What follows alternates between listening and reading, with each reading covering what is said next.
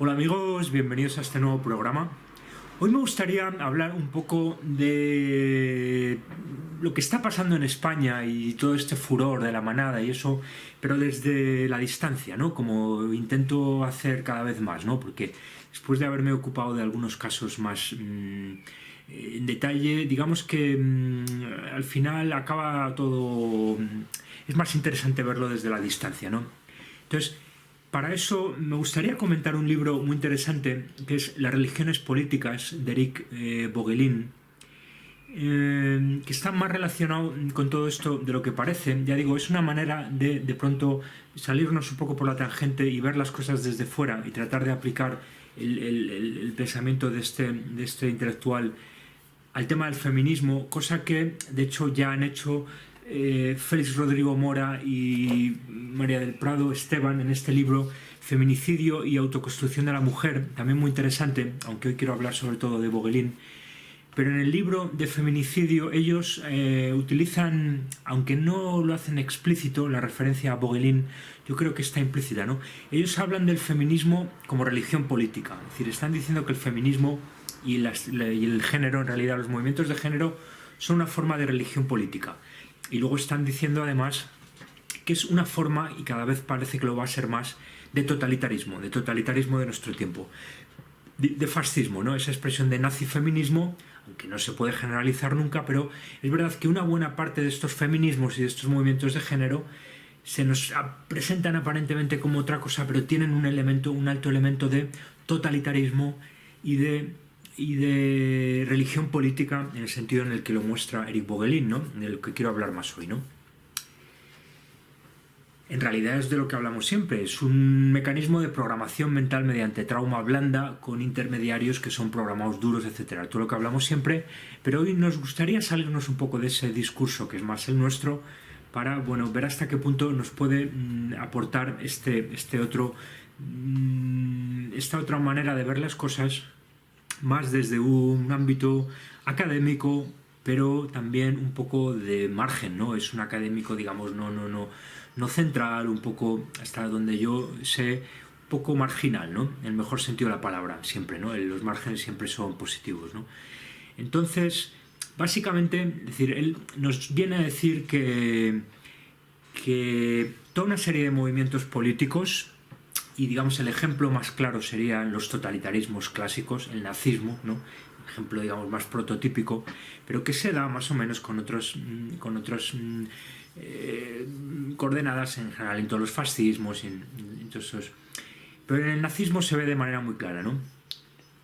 Ya hemos hablado aquí de la importancia que tuvo la homosexualidad en el corazón del nazismo e incluso el androginismo, pero tampoco quiero entrar ahora en eso de lo que ya hemos hablado, ¿no? Pero está al final todo relacionado, ¿no? Entonces, él nos viene a decir que el nazismo y que los totalitarismos son religiones políticas, ¿no? Y que no se pueden entender más que desde esa perspectiva, ¿no? Y nos viene a decir que en el fondo hay un trasfondo satánico muy evidente, ¿no? Cosa que ya para que un académico nos hable del trasfondo satánico de un movimiento político tiene que ser marginal por definición, ¿no? Porque lo que hacen, ya sabemos siempre por definición los académicos, es dejar fuera de juego todo lo que se quiere ocultar, ¿no?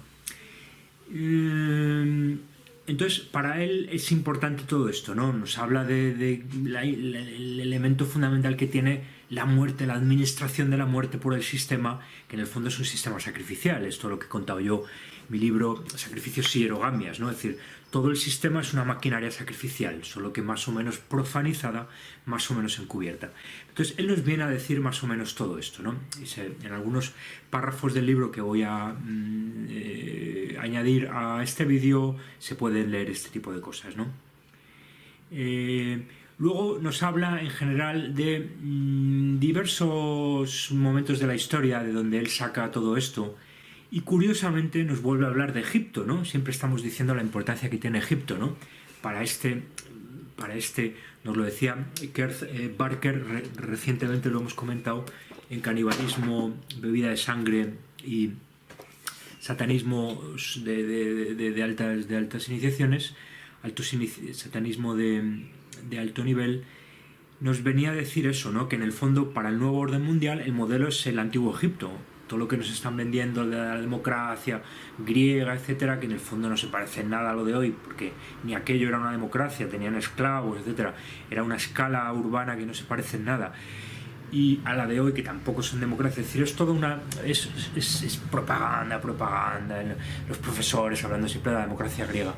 Entonces se parece mucho más a donde nos llevan y a lo que más se parece a nuestro sistema de hoy, al antiguo Egipto. Y precisamente Vogelin lo dice al hablar de, o más bien Vogelin, se pronunciaría Vogelin o algo así, al imperio egipcio, ¿no?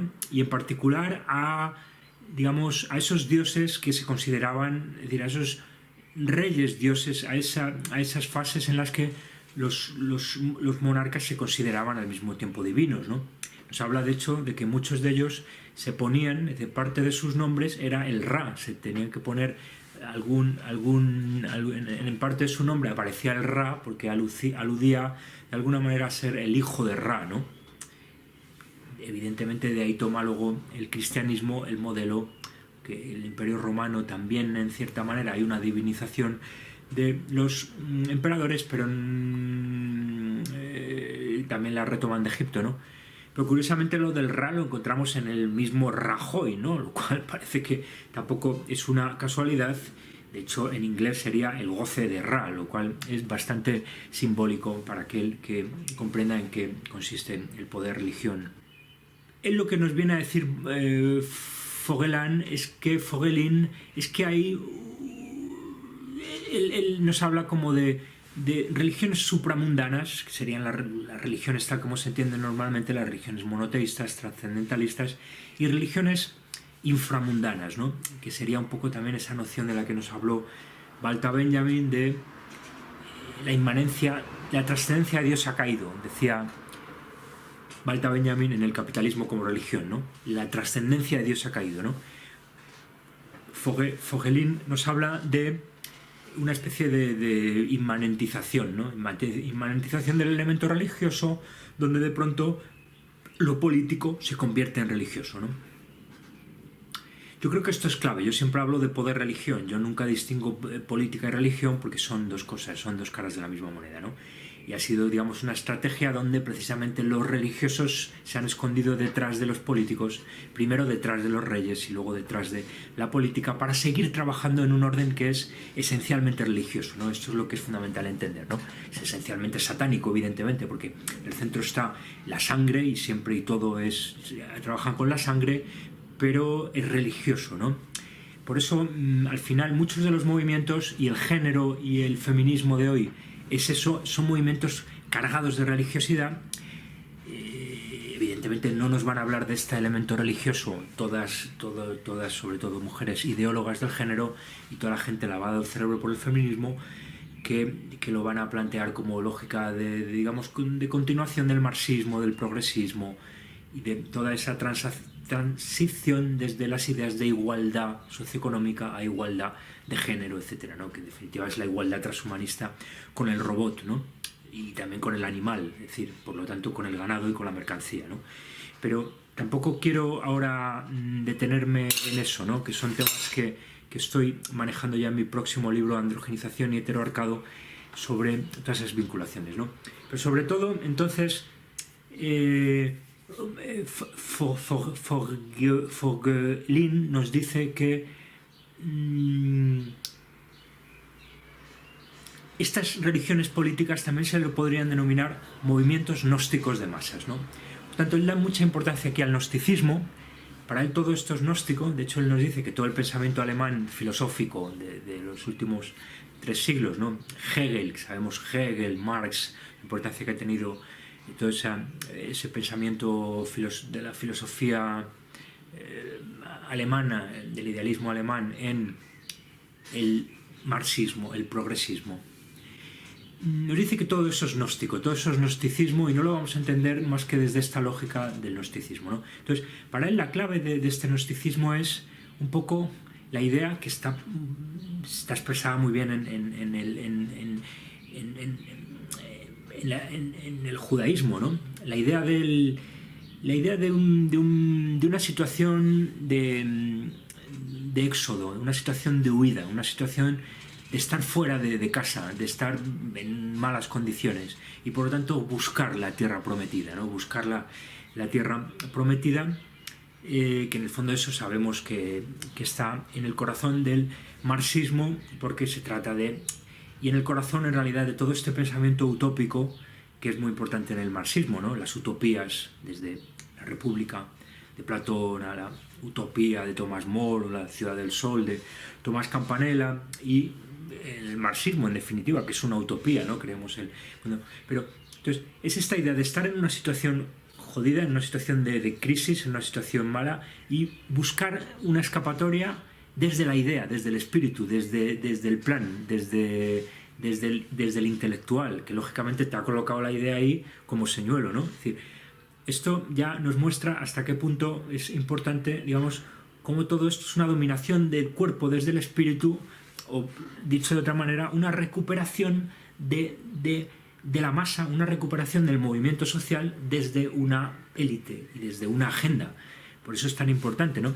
Y por eso es tan importante que sea religioso, ¿no? Y sea una especie de neopaganismo, donde hay que volver a mover a las masas buscando un ideal, pero que es proporcionado sistemáticamente por esos intelectuales trabajando para el poder, ¿no? Eso es el feminismo hoy, ¿no?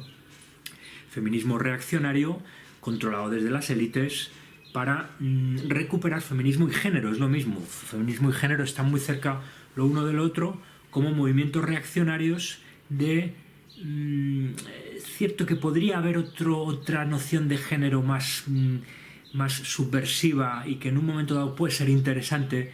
Nosotros no estamos en contra del elemento transgresor, es muy importante el elemento transgresor. El problema es que el elemento transgresor deja de serlo cuando se convierte en norma, que es lo que están haciendo. Es decir, cuando al final, con todos los respetos, pero el matrimonio se casa y el matrimonio gay, no sé si me explico, ¿no? Es decir, es que es la inversión, pero que en el fondo es la inversión lógica del transhumanismo, porque la inversión el transhumanismo es una inversión y una, digamos, normalización de la transgresión y un cambio de paradigma brutal de la humanidad, ¿no? En la medida en que se convierte en ganado cibernético, en ganado mercancía, por lo tanto ya todo el orden moral que ha sostenido al humano ya no tiene sentido para el transhumano porque está controlado desde otras cosas, ¿no? Que es desde el intercambio mercantil, siendo el transhumano también mercancía que forma parte de ese intercambio mercantil, y desde todo el aparato tecnológico, biotecnológico, es decir, ya la tecnología fundida con el individuo y con la sociedad y una programación mental brutal, ¿no? Eso es el transhumanismo, ¿no? Pero entonces es interesante comprender los movimientos que hoy estamos viendo de género y feministas como en el sentido en el que nos habla en términos generales Fougelin de los movimientos gnósticos de masas. Cuando él nos habla de movimientos gnósticos de masas, nos habla, ya digo, que en el fondo proceden de la ideología alemana, y él nos está hablando básicamente del progresismo, de la idea del progresismo, del marxismo, y luego también de los totalitarismos clásicos de los que hablamos, ¿no? Aunque parece que son de signo contrario, en realidad son dos caras de la misma moneda, es una misma lógica de transformación de las sociedades, digamos, tradicionales en sociedades mucho más mediadas por el aparato estatal, capitalista, etc. Otra cosa de la que hablan mucho Rodrigo Mora y Prado Esteban en este libro, ¿no? En definitiva, eso también es el feminismo, es un feminismo de Estado que ellos denominan un neopatriarcado, porque al final es cambiar el patriarcado clásico del marido o del padre por el Estado, ¿no? Que acaba actuando como padre, ¿no? y acaba siendo una actitud paternalista, reaccionaria, de cambiar un padre o un marido por otro, ¿no? Acaba siendo un neopatriarcado, ¿no? y además, como hemos dicho aquí ya muchas veces, es una, digamos, y ellos también lo dicen, es un envilecimiento en general de la mujer, sobre todo que estamos viendo en España, porque traicionan a las parejas masculinas a cambio de dinero, de prebendas, no hablamos de los escasísimos números de violencia de género, sino del 99,9% que acaban influyendo, porque esto es siempre la misma lógica, se saca de contexto un caso, se magnifica extraordinariamente en los medios de comunicación y eso acaba transformando mediante programación mental, mediante trauma, los 99,9% de las situaciones, ¿entiendes? Siempre es la misma lógica, lo hacen con todo, ¿no? Pero esto, lo que hoy estamos intentando hacer es, ya hemos dicho que esto es programación mental mediante trauma, lo que estamos intentando es manejarlo desde otra, digamos, desde otro universo conceptual, que es el de Fogelin, de una religión política, ¿no? Y de un movimiento gnóstico de masas, ¿no? Él nos acaba dando un poco como una especie de guión de en qué consiste un movimiento gnóstico de masas, ¿no? Nos dice que lo que habría es como, primero, una situación que es, digo, la derivada de esa idea de la huida de Egipto, ¿no? De la huida y de estar en una situación jodida, de alguna manera, en una situación de crisis, en una situación de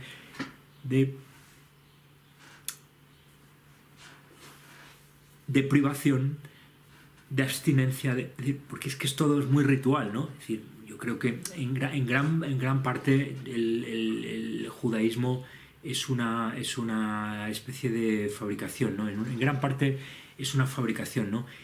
Y se han inspirado, es decir, yo creo que la lógica para entender el judaísmo es una extensión, digamos, es una religión de masas, pero que está como a medio camino entre la sociedad iniciática y la religión de masas. Es decir, está claro que los judíos tenían que jugar un papel como articuladores del poder real en la sombra cristiano-católico, y las masas, hoy muy seculares, una especie de clase de iniciados, ¿no? Esos son los judíos, ¿no? Juegan un papel muy importante. Y ya lo vemos aquí, ¿no? La idea del gnosticismo es la misma, y no es casualidad que muchos de estos judíos hayan sido los intelectuales que han elaborado estas religiones políticas, estos movimientos gnósticos de masas, ¿no? Marx es el mejor ejemplo, pero hay otros muchos, ¿no? Entonces, esa idea de desde una situación complicada, de crisis, buscar una escapatoria, pero en la agenda, en el plan, en la idea, ¿no? Esa idea de que el sistema, digamos, hay un cierto mal en el sistema y hay que localizar ese mal, ¿no? Evidentemente ahí luego entra la manipulación para decirnos que los malos son los terroristas, el cambio climático, el hombre o los 5 de la manada, ¿no? Siempre hay una lógica de identificación de ese mal, porque es una mecánica sacrificial en la que hay que colocar en el escenario al bueno y al malo, a la víctima y al verdugo, siempre esa lógica, ¿no? Pero lo importante entonces es que esa masa que está observando ese espectáculo sacrificial esté en malas condiciones, esté en una situación de crisis. Por eso hay que fabricar antes la crisis. Ahí tiene que haber una crisis económica fabricada para después venir con esto, ¿no? Evidentemente, ¿no? Y entonces al final es la misma lógica del problema, reacción, solución, es la misma lógica exactamente, ¿no? Porque aquí Vogelin nos lo muestra de otra manera, ¿no? El sistema está mal organizado y hemos identificado ya perfectamente cuál es el mal, ¿vale? Evidentemente todo es una manipulación. Y entonces también tenemos la solución, ¿no? Como ya hemos identificado cuál es el mal, el sistema está mal organizado, hay que transformar el mal con la idea que nos ha dado el intelectual de turno, que en realidad era lo primero de todo. Lo primero de todo era una agenda que luego nos lo venden como solución, ¿no? Es decir, acaba siendo la misma lógica, ¿no? Y así básicamente están trabajando, pero en realidad a todos los niveles, ¿no? Lo estamos viendo con todo, ¿no? Con el terrorismo, con el control de armas en Estados Unidos, con el género y el feminismo es particularmente evidente, porque de alguna manera todo esto, como decimos, opera como programación mental. Ya decimos que el gnosticismo viene a ser eso, ¿no? Viene a ser buscar la escapatoria de una idea ante una situación de crisis de la realidad, ¿no? Que es en el fondo la misma idea de la utopía, ¿no? La utopía como escapatoria, porque en realidad es como la huida. ¿Se entiende cómo está todo esto vinculado? La utopía como escapatoria, como ideal al que tenemos que acceder para escapar de una realidad que es demasiado traumática, ¿no? Pero en realidad esto es lo mismo que la programación mental mediante trauma, es decir, es la misma idea de compartimentalizar la situación traumática, no ser consciente en el fondo de hasta qué punto es tu propio trauma, es decir, tiene que ver con tu propia realidad el elemento traumático. Al contrario, encontrar un malo al que se le hace responsable de tu problema y tienes una idea, una agenda, un plan al que agarrarte altamente utópico. Pero eso es el género, en realidad. Es decir, frente a la realidad de las relaciones heterosexuales hay la ficción, en buena medida presentada como aparente realidad por los grandes medios de masas, que vuelven a operar de una manera absolutamente religiosa, ¿no? Es decir, todo Hollywood hoy está controlado por todas estas logias y en última instancia por el Vaticano y por decir, pues es que aparentan lo contrario porque juegan a las dos bandas, ¿no? Defienden a la familia cristiana por abajo y defienden al andrógeno por arriba, ¿no? Y para controlar todo el espectro, no solo todo el espectro de posiciones, sino también, digamos, todo el espectro de transformación del sistema desde lo más, digamos, conservador hacia lo más progresista. ¿Se entiende? Esa flecha, ¿no?, de transformación del sistema, que en el fondo es la pirámide Illuminati que confluye en el transhumano andrógino. Entonces, yo creo que con esto básicamente vamos concluyendo, ¿no? Yo creo que esto que nos cuenta Vogelin es interesante, ¿no? Esta idea de que el feminismo y el género es un movimiento gnóstico de masas donde está, digamos, implícita toda esta estructura que hemos mostrado aquí, ¿no? Situación de insatisfacción, de crisis, de dificultad, de privación, de abstinencia, es decir, situación de trauma que se compartimentaliza amnésicamente, dicho en términos de programación mental mediante trauma, que se reprime, dicho en términos psicoanalíticos, y que se proyecta, no sé si es el término exacto, pero se proyecta a una ficción, a una agenda, a algo altamente... Y eso es el transhumanismo, porque en realidad siempre es esa idea, ¿no? La tecnología va a venir aquí a resolvernos. Pero eso está muy vinculado al género, porque también el género es justamente la ficción de una relación que va en contra de lo que hasta entonces se había entendido como natural, ¿no? Aunque en el fondo no es que sea innatural, simplemente es menos natural, es más cultural y menos natural, en esa, digamos, polaridad entre sexo natural, género cultural, ¿no? Y finalmente, algo que dicen Prado Esteban y Félix Rodrigo Mora aquí, que viene, digamos, muy a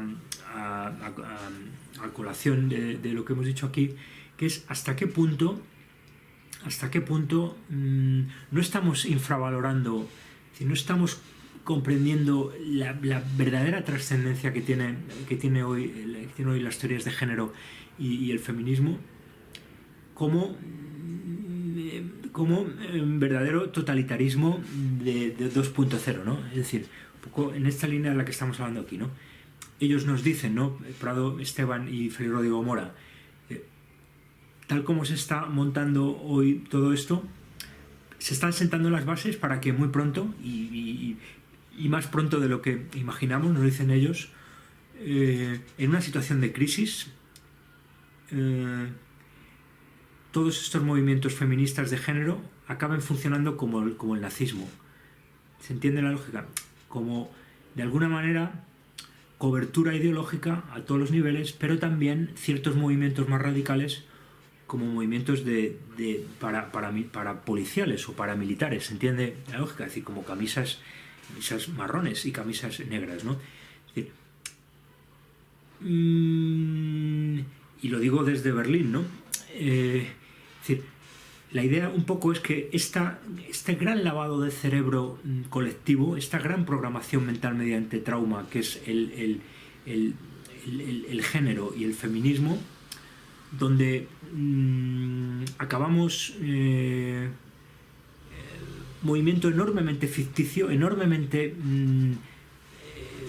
movido, enormemente financiado por los centros globalistas, con la máscara de las asociaciones y de los grupos, pero en realidad son máscaras porque todos están alimentados en realidad desde las universidades, desde los cursos que están dando a todos los niveles, ¿no? Es decir, todo está alimentado desde arriba, son movimientos tremendamente reaccionarios, pero ¿hasta qué punto no nos estamos dando cuenta que lo que se esconde detrás de todo eso es una nueva forma de totalitarismo que muy pronto, es decir, ya hoy en España meten a los hombres en la cárcel simplemente porque una mujer diga que le ha maltratado o que le ha insultado, que porque cualquier cosa vale para...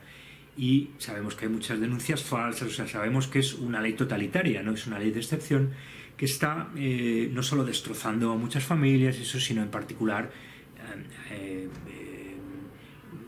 es ya una ley totalitaria, ¿no? Pues bueno, lo que dicen estos autores es que en realidad estaríamos muy cerca de que eso se convierta en un momento de crisis en un totalitarismo donde nos metan a los hombres, ya no solo en la cárcel un fin de semana y nos quiten el piso y la custodia de los hijos y acto seguido desde el minuto cero, a pesar de que hay muchísimas denuncias falsas, a la mujer se le paga una renta básica, se le paga una universidad, se queda con el piso, se queda con...